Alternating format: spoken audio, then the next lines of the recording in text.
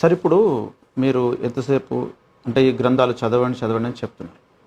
చాలామందికి అవును ఇప్పుడు ఈ సమాచారం తెలుసుకోకపోతే మాకున్న నష్టం ఏంటి అనుకునే వాళ్ళు కూడా ఉన్నారు. ఏం నష్టం ఉంటుంది సార్ ఇది తెలుసుకోకపోతే? తెలుసుకోకపోతే ఏం నష్టం ఉంటుందంటే మనిషికి తలకాయది ఒకటి ఉంది కదా, ఏదో ఒక దాన్ని అయితే నమ్మాలి. విన్నారా? చాలా విలువైన ప్రశ్న అడిగారు మీరు, చాలా విలువైన ప్రశ్న. Thank you for asking this question. తలకాయ అనేది ఉన్నప్పుడు దేన్ని నమ్మకుండా ఉండలేడు, ఏదో ఒక దాన్ని అయితే నమ్మాలి. ఇప్పుడు సత్యము అనే దాన్ని అది నాకెందుకు అన్నాడంటే ఇంకా దేన్నో నమ్ముతాడు. అది సత్యము కాకుండా అసత్యము అయి ఉన్నట్లయితే దేవుడు వాని మీదికి ఒక శిక్షను పంపిస్తాడు. అది విషయం. 2వ తెస్సలోనిక పత్రిక 2వ అధ్యాయము 11-12 వచనాలు. ఇందుచేత సత్యమును నమ్మక దుర్నీతి అందు అభిలాష గల వారందరూ శిక్షావిధి పొందుటకై అబద్ధమును నమ్మునట్లు మోసము చేయు శక్తిని దేవుడు వారికి పంపుచున్నాడు. దేవుడే పంపుచున్నాడు. ఏం శక్తిని? మోసము చేసే శక్తిని. మోసం చేసే శక్తిని దేవుడే పంపినప్పుడు మోసపోకుండా ఎవడు ఉండగలడు? మోసపోతారు, తప్పకుండా మోసపోతారు. ఎందుకు పంపుతున్నాడు?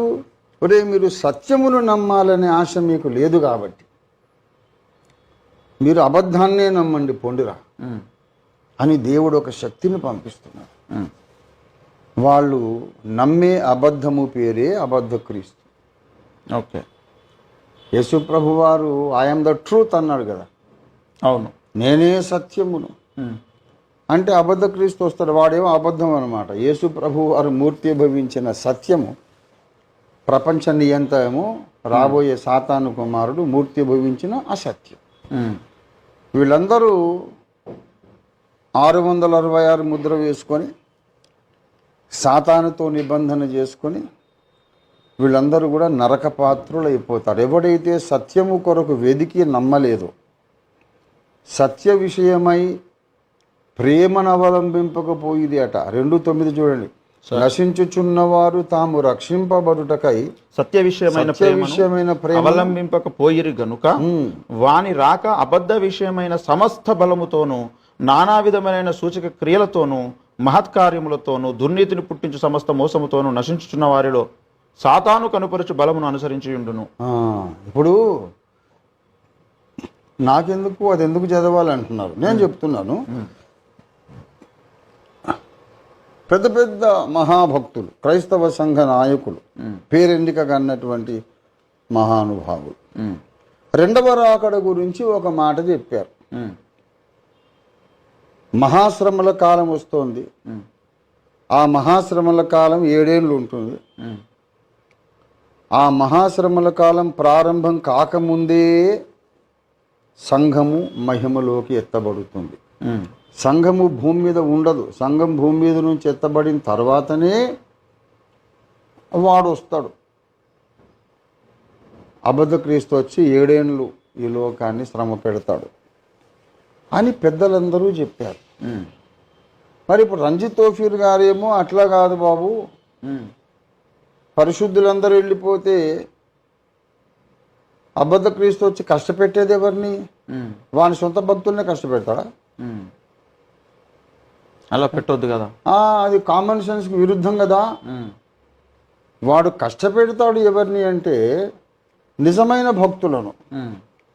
నెబుకద్నెజరు అగ్నిగుండంలో ఎవరిని వేశారు? నిజమైన దేవుని భక్తులను. దానియేలు సింహాల గుహలో వేయబడ్డాడు, వేరే వాళ్ళు కాదుగా. గనక శ్రమ పెట్టబడేదల్లా నిజమైన భక్తులే. కనుక సంఘము శ్రమలకు ముందు ఎత్తబడేదే ఉండదు. శ్రమల కాలములో జయించిన వాళ్ళనే దేవుడు ఎత్తబడే సంఘముగా సిద్ధపరిచి వధువు సంఘంగా తీసుకెళ్తాడు అంటే ఓఫీర్ గారు చెప్తున్నారు. ఇప్పుడు దేవదాస్ అయ్య గారు, పిఎం సామ్యుల్ అయ్య గారు, భక్త్ సింగ్ అయ్య గారు, పెద్ద పెద్ద ప్రపంచ ప్రఖ్యాతిగాంచిన భక్తులందరూ ప్రీ ట్రిబ్యులేషన్ ర్యాప్చర్ సంగతి చెప్పారు. ట్రిబ్యులేషన్ వచ్చేదే మన కొరకయ్యా బాబు, ప్రీ ట్రిబ్యులేషన్ ర్యాప్చర్ ఏంటి? అది వచ్చేదే భూమి మీద మన కొరకు, మనల్ని పరీక్షించడానికి అని నేను ఒకరిని చెప్తున్నా. అది మరి అది నిజమో ఇది నిజమో చూడాలనే క్యూరియాసిటీ ఉండాలి కదా. క్యూరియాసిటీ లేకపోవడమే దేవుని దృష్టిలో క్షమించరాని పాపం. అందరూ ఒకటి చెప్పినప్పుడు ఒక్కడు ఇంకొకటి వేరేగా చెప్పినప్పుడు ఒక్కసారి అయితే చూద్దాము ఏది వాక్యానుసారం అని క్యూరియాసిటీ, కుతూహలం ఎందుకు లేదు? ఏదైనా నిజంగాని నాకు అక్కర్లేదు అని అంటే, సత్యము అనేది ఒకటి ఉన్నప్పుడు మిగతావన్నీ అసత్యాలు. అసత్యమును నమ్మడానికి వాళ్ళు వెనకాడడం లేదు. అసత్యమే నమ్ముతాము, నష్టమే ఉంది అనుకుంటున్నారు. ఈ 2:13 చెప్తారు 2వ తెస్సలోనికలో, సత్యము నమ్ముట వలన రక్షణ పొందుటకు దేవుడు మనల్ని ఆది నుండి ఏర్పాటు చేసుకున్నాడు. గనుక అరే ఆయనొకలాగా ఈయనొకలాగా చెప్పాడు. Let me see for myself in the holy Bible.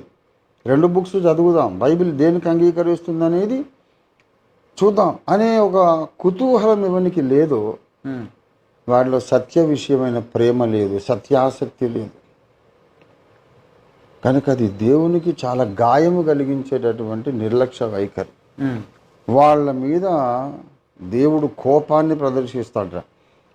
సత్యమును నమ్మని వాళ్ళట అబద్ధమే నమ్మండి రా మీరు అని మోసము చేసే శక్తిని దేవుడు శిక్షా విధి పొందినట్లు. సరే, ఇప్పుడు అబద్ధమును నమ్మనట్లు మోసం చేసే శక్తిని దేవుడు అప్పుడు క్రీస్తు విరోధి వచ్చినప్పుడు పంపిస్తాడు అని అనుకుంటే, ఆల్రెడీ అప్పుడున్న భక్తులకు అది వర్తిస్తుందేమో కానీ ఇప్పుడు కొంతమంది బ్రతికి చనిపోతున్నటువంటి వారికి కూడా అలా మోసపోయేటువంటి శక్తిని దేవుడు పంపడా? ఇప్పుడు పైకి వెళ్ళి వాళ్ళు నిలబడ్డా కూడా వీళ్ళు సత్య సంబంధులుగా మాత్రం నిలబడలేరు కదా. దేవుని ముందుకు పోయిన తర్వాత మీరు సంఘము దేనికి స్తంభం అన్నాడు దేవుడు? 1 తిమోతి 3:15లో 1 తిమోతి 3:15లో ఆ సంఘము సత్యమునకు స్తంభమును ఆధారం. అబద్ధ క్రీస్తు కాలం రాకముందే చచ్చిపోయారు. పైకి పోయినాక వీళ్ళ మీద లేబుల్ ఏముంటదంటే వీడు అబద్ధమునకు స్తంభము. వీడు కానుకలు ఇచ్చి ప్రార్థనలు చేసి మారల్ సపోర్ట్ ఇచ్చి పోయి వాటి ముందు కూర్చొని ఒక అబద్ధ బోధను బలపరిచాడు అనే రికార్డుతో దేవుని ముందుకు పోతాడు. దానికి తగిన దండన ఉంటుంది నిత్యత్వం అంతా. కనుక నాకు అబ్సల్యూట్ ట్రూత్ కావాలి, ఏమాత్రం అబద్ధం నా నోట్లో ఉండకూడదు అన్నవాడే, ఆ నిష్ఠ కలిగిన వాడే సియోను కొండ మీదకి వెళ్తాడు. ఇది మనం ప్రకటన 14వ అధ్యాయంలో చూస్తున్నటువంటి విషయం. ప్రకటన 14:4-5 వచనాలు. వీరు స్త్రీ సాంగత్యమున అపవిత్రులు కాని వారును స్త్రీ సాంగత్యము ఎరుగని వారునై ఉండి గొర్రె పిల్ల ఎక్కడికి పోవునో అక్కడికి ఎల్లా ఆయనను వెంబడింతురు. వీరు దేవుని కొరకును గొర్రె పిల్ల కొరకును ప్రథమ ఫలముగా ఉండుటకై మనుషులలో నుండి కొనిపోబడిన వారు. వీరి నోట ఏ అబద్ధమును కనబడలేదు, వీరు అనింద్యులు. వీరి నోట ఏ అబద్ధమును కనబడలేదు. వాళ్ళే సియోను కొండ మీద ఉంటారు. ఈ భూమి మీద సకల డినామినేషన్లలోని క్రైస్తవులు తమ నోటిని తామే పరీక్షించుకోవాలి. నేను చేసే బోధలో నా నోట్లో ఏదైనా ఒక అబద్ధం ఉందా? యేసు ప్రభు యొక్క దైవత్వాన్ని గూర్చి కానీ, రక్షణ సంకల్పాన్ని గూర్చి కానీ, పరిశుద్ధాత్మను గూర్చి, కృపా వరాలను గూర్చి, యేసు 2వ రాకడను గూర్చి ఏదైనా ఒక అసత్యాన్ని నేను బోధిస్తున్నానా లేక సపోర్ట్ చేస్తున్నానా అని చూసుకోవాలా. మనకు తెలిసి ఏ అబద్ధాన్ని మనం సపోర్ట్ చేయకూడదు, వ్యాపింపజేయకూడదు. అజ్ఞాన దశలో చేస్తే అది వేరే విషయం. పిలిచి కొట్టి నిద్రలేపి బాబు ఇది చూడవయ్యా, నువ్వు నమ్మింది సత్యం కాదు, ఇది సత్యం అని చెప్తుంటే కూడా పోవయ్యా నాకు సత్యం గిత్యం అక్కర్లేదు, ఏసై నమ్ముకున్నాను చాలు అని అంటే సత్యానికి భిన్నమైన బోధను వాడు అట్లాగే నమ్ముతూ ప్రాపగేట్ చేస్తూ ఉంటే ఈ సియోను కొండ మీదకి ఎట్లా వస్తాడు? ఓకే, ఇప్పుడు యేసును నమ్ముతున్నాడని అన్నారు కదా మీరే. అలా అన్నప్పుడు ఈ యొక్క రాకడను గూర్చినటువంటి ఒక విషయం అంటే అనేక రకాల అభిప్రాయాలు ఉన్నప్పుడు ఇది ఒక బోధ అనుకున్నప్పుడు ఇది ఒకటి నమ్మకపోతే అతడు యేసును నమ్మిన వాడు సత్యాన్ని నమ్మకుండా ఎట్లా పోయినట్టు? ఏది మరి ఇప్పుడు సత్యం ఏది? ఇప్పుడు యేసు ప్రభువును యేసును నమ్మడమే సత్యమును నమ్మడం కదా? కాదు కదా. అది కాదనే కదా మనం చెప్తున్నది. ఇప్పుడు యేసు ప్రభు అన్నారు, నేనే సత్యమును. ఆ? సత్యము తానై ఉన్న యేసు ఇంకొక మాట కూడా అన్నాడు. అది యోహాను సువార్త 18వ అధ్యాయము 38వ వచనంలో చెప్పాడు. అందుకు పిలాతు, నీవు రాజువా అని ఆయనను అడగగా, యేసు, నీవన్నట్టు నేను రాజునే. సత్యమును గూర్చి సాక్ష్యం ఇచ్చుటకు నేను పుట్టి తిని, ఇందు నిమిత్తమే ఈ లోకమునకు వచ్చి తిని, సత్య సంబంధి అయిన ప్రతివాడును నా మాట వినుననెను. అందుకు పిలాతు, సత్యమనగా ఏమిటి అని ఆయనతో 14:6లో యేసే సత్యం, 18:38లో యోహాను సువార్తలో సత్యము తానయ్యున్న యేసు సత్యమును గురించి సాక్ష్యం ఇవ్వడానికే లోకంలో పుట్టాను అన్నాడు. అంటే సత్యం పుట్టాడు సత్యాన్ని గురించి సాక్ష్యం ఇవ్వడానికి. మనకు ఆ మొదటి సత్యం దొరికింది యేసుని నమ్మినప్పుడు, కానీ ఆయన నేర్పిస్తున్న సత్యం ఇంకా దొరకలేదు. మరి ఆయన దొరికి ప్రయోజనం ఏముంది?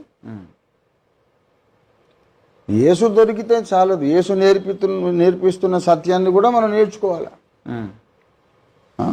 గనుక ఏదో ఒక చోట ఒక మాట దొరికింది, ఇక అది చాలు అని దాంట్లో వేలాడబడుతూ ఉంటే నష్టపోతాం నిత్యత్వంలో.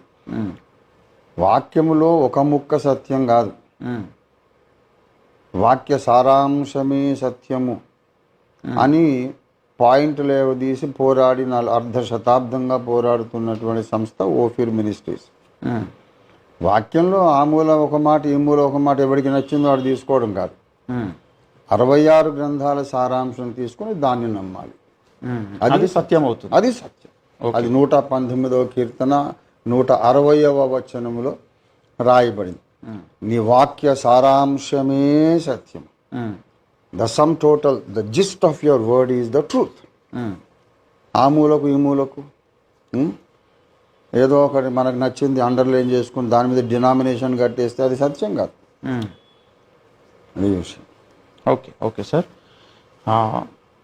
మరి అందరూ కూడా ఎవరైనా ఆసక్తి పరులు, సత్యాన్వేషకులు, నేను సత్యమే తెలుసుకోవాలి, సత్యమే నమ్మాలి అనే ఆరాటము ఉబలాటము ఉంటే వారు మాత్రమే ఈ గ్రంథాన్ని మీరు ఓఫీర్ పబ్లికేషన్లో ఉంది, చదవచ్చు. The end of the present age అని ఇంగ్లీష్ వర్షన్ కూడా ఉంది. ఎవరైనా సత్యాసక్తి పరులు ఉంటే వాళ్ళకి ఇది మీరు పరిచయం చేయండి, మీరు కొనుక్కొని చదవండి. Okay sir, thank you so much sir. My pleasure.